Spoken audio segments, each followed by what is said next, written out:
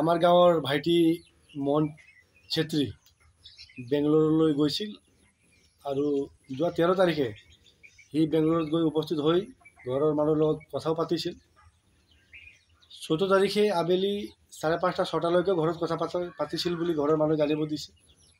কিন্তু তাৰ পিছত যোৱাকালি 15 আজি 16 দুটা দিন কোনো মোবাইল ছুইচ অফ আছে আৰু কাৰো লগত কোনো টেলিফোনিক বাৰ্তাও হোৱা নাই, যোগাযোগ হোৱা নাই। গতিকে ঘৰৰ পৰিয়ালবৰ্গই দুখত আছে। গতিকে মই আমাৰ যিবিলাক প্ৰবাসী অসমীয়া মানুহ আমাৰ কৰ্ণাটক বজাৰ বেংগলোৰত আছে যিসকল, ৰাতিপুৱা মই 2-এজন দাদাৰ লগত কথা পাতি তেওঁৰ ফটো, নাম, মোবাইল নাম্বাৰ প্ৰেৰণ কৰিছোঁ। আমি সকলোকে সহযোগ কৰিব অনুৰোধ জনাইছোঁ। হয়তো কিবা কাৰণত মোবাইল হাতত নাথাকিব পাৰে, বুলি যাওঁতেও ট্ৰেইনত মোৰ বেগটো হেৰাই থাকিল বুলি ঘৰৰ মানুহ মন ছেত্ৰী অৱগত কৰিছিল বুলি আমি জানিব পাৰিছোঁ।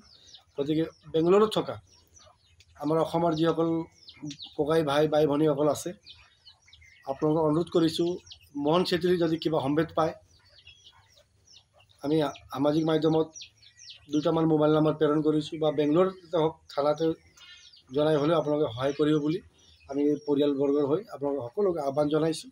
আৰু কিবা যদি ল'ৰাটোৰ খবৰ পায়, মন ছেত্ৰীৰ খবৰ পায়, টেলিফোন হওক বা যিকোনো সামাজিক মাধ্যমত আমাক অৱগত কৰিবলৈ আপোনালোকৰ মাধ্যমেদি আমি সমূহ বেংগলোৰত বসবাস কৰা অসমীয়া যিসকল আমাৰ ককাই ভাইসকল আছে সকলোকে অনুৰোধ জনাইছোঁ।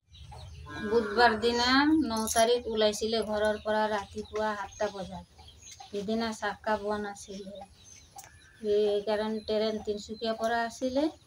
সেইকাৰণে সি ৰাতিপুৱা ইয়াৰ পৰা ট্ৰেইনত গ'ল।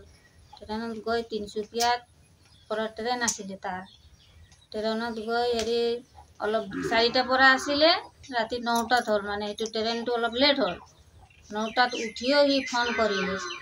ফোন কৰাৰ পাছত সি কলকাতা পালে, হাবৰাত পালে।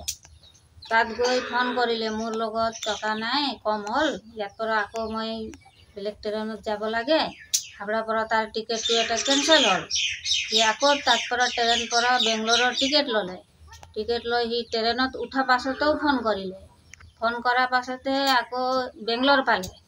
বেংগলোৰ পাই বেংগলোৰৰ পৰাও ফোন কৰিলে, নাই বোলে মই বেংগলোৰ ষ্টেচনত নামিলোঁ। নামাৰ পাছতে আকৌ ফোন কৰিলে, মোৰ বেগখন ক'ত থলোঁ মই পাহৰি গ'লোঁ। পাহৰাৰ পাছতে আকৌ সি ক'লে, মানে মই টিচনে বিচাৰি ফুৰিছোঁ, মোৰ বেগখন পোৱা নাই।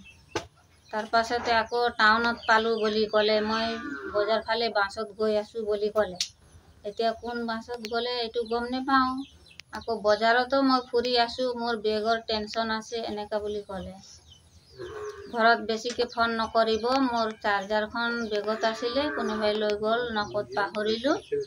এতিয়া মোৰ মোবাইলত চাৰ্জিং অলপ কম আছে, বেটাৰীও ল' আছে, এনেকুৱা কৈছিলে। তাৰপাছত আকৌ সোমবাৰ দিনা ফোন কৰিছে, কেতিয়াবা ইয়াৰ পৰা ফোন কৰিছোঁ, সি ৰিচিভ কৰে, বেছি মাত নেমাতে, ফটকৈ ছুইচ অফ হয়। সোমবাৰে গধূলি 6টাৰ পৰাই আকৌ একেবাৰে ছুইচ অফেই হ'ল। মোহন ছেত্ৰী। ঘৰ কোন জেগা? ঘৰ আমাৰ হেৰি বাঁশবাৰী, বৰগলাই বাঁশবাৰী বস্তি।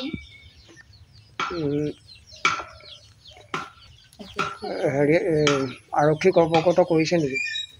আৰক্ষী কৰা নাই, কিবা থানাত কমপ্লেইন কৰা হৈছে, মাৰ্কেটা থানা।